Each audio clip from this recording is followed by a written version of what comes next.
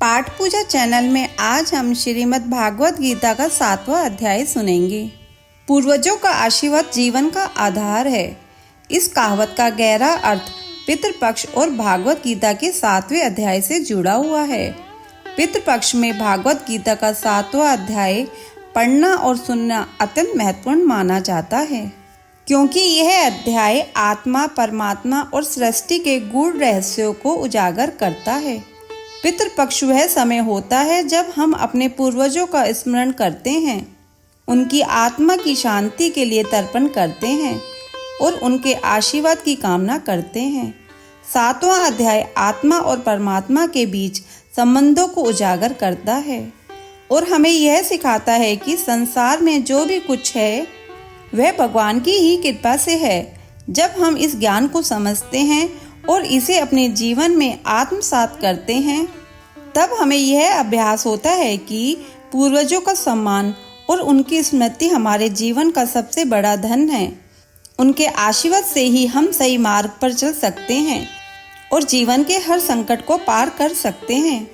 पितृपक्ष के दौरान इस अध्याय का श्रवण और पठन आत्मा को शुद्ध करता है, जिससे हम अपने पितरों को सच्चे मन से तर्पण कर सकते हैं और उनके आशीर्वाद से जीवन में सुख, समृद्धि और शांति प्राप्त कर सकते हैं।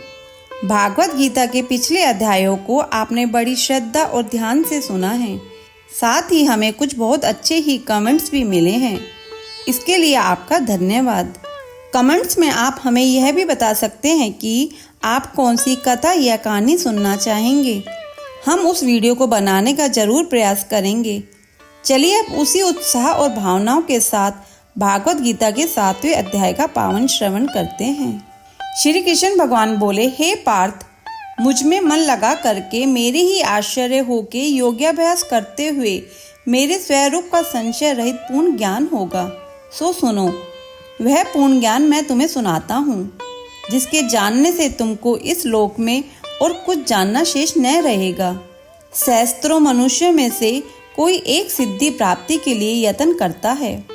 उन यत्न करने वाले सिद्धों में से भी कोई ही मुझे ठीक जान पाता है। पृथ्वी, जल, अग्नि, वायु, आकाश, मन, बुद्धि और अहंकार, यह 8 प्रकार की मेरी प्रकृति है। इस प्रकृति को अपरा, अचेतन अर्थात जड़ कहते हैं। और हे माँ भाव, इससे दूसरी प्रकृति चेतन है, जिसने संपूर्ण जगत धारण किया है।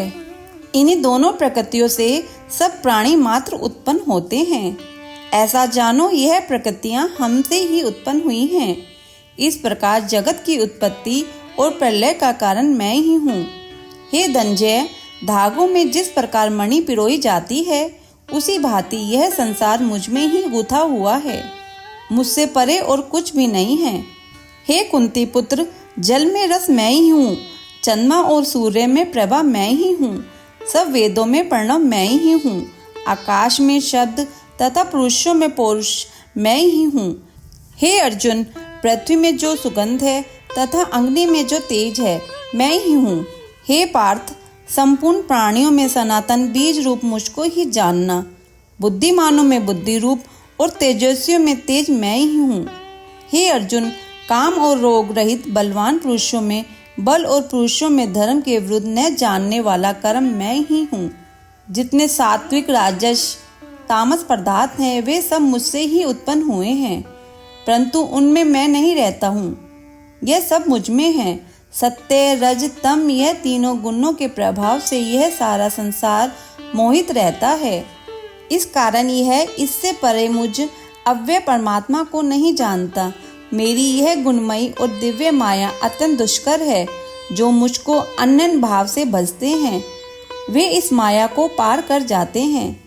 जो पापी मूढ़ नराधम माया ने जिनका ज्ञान हर लिया है और आसुरी भाव ग्रहण किए हुए हैं, मुझको नहीं पाते हैं। हे भारत श्रेष्ठ अर्जुन, 4 प्रकार के जीव मुझको भजते हैं।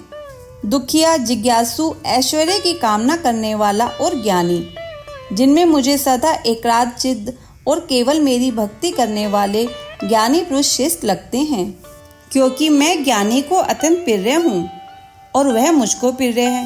यद्यपि ये सभी भक्त श्रेष्ठ हैं, तथापि ज्ञानी तो मेरी आत्मा ही है। क्योंकि वह मुझ में ही मन लगाकर मुझको ही सर्वोत्तम गति मान मेरा ही आश्रय ग्रहण करता है। अनेक जन्म के अनंतर ज्ञानी मुझे पा लेता है। ऐसा महात्मा अत्यंत दुर्लभ है जो सब जगत को वासुदेव में समझे। अपनी अपनी प्रकृति के नियम के अनुसार मनुष्य भिन्न भिन्न काम वासनाओं के अज्ञान में डूबकर उन फलों की चाहना से अनेक देवताओं के अधीन होकर उनकी उपासना करते हैं। हे अर्जुन, जो भक्त श्रद्धा पूर्वक जिन जिन देवताओं का पूजन करना चाहते हैं उन पुरुषों की उस श्रद्धा को मैं दृढ़ कर देता हूँ। वह इस श्रद्धा से युक्त होकर उस देवता की आराधना करता है, फिर उसको मेरे ही रचे हुए कर्म फल प्राप्त होते हैं। परंतु उन अल्प बुद्धि वालों का फल नाशवान है। देवताओं के आराधना करने वाले देवताओं को मिलते हैं और भक्त जन मुझे मिल जाते हैं। मेरे अव्यय अविनाशी आयुत्रम स्वरूप को न जानकर मन बुद्धि लोग मुझे अव्यक्त को व्यक्त देहधारी मानते हैं। मैं योग माया से आच्छादित होने के कारण सबको नहीं दिखता हूँ। उसी से मूढ़ लोग अनादि तथा अविनाशी मुझको नहीं जानते। हे अर्जुन, मैं भूत भविष्य और वर्तमान के सब प्राणियों को जानता हूँ, पर मुझे कोई भी नहीं जानता। हे भारत, हे परंतप, इच्छा और द्वेष से उत्पन्न होने वाले सुख दुख आदि द्वंद्वों के मोह से जगत के सभी प्राणी भ्रम में फंस जाते हैं। जिन पुण्यात्माओं के पाप नष्ट हो गए हैं वह पुरुष द्वंद्व के मोह से छूटकर दृढ़ निश्चय करके मेरी भक्ति करते हैं। जो मेरा आश्रय लेकर जन्म मरण के दुख दूर करने के अर्थ प्रयत्न करते हैं वे पुरुष ब्रह्मा, आत्मज्ञान और संपूर्ण ज्ञान को जानते हैं। जो अधिभूत, अधिदेव और अधियज्ञ इन सब से व्यापक मुझे जान पाते हैं वे समाधिस्थ पुरुष मरण काल में मुझको जानते हैं। 7वां अध्याय संपूर्ण।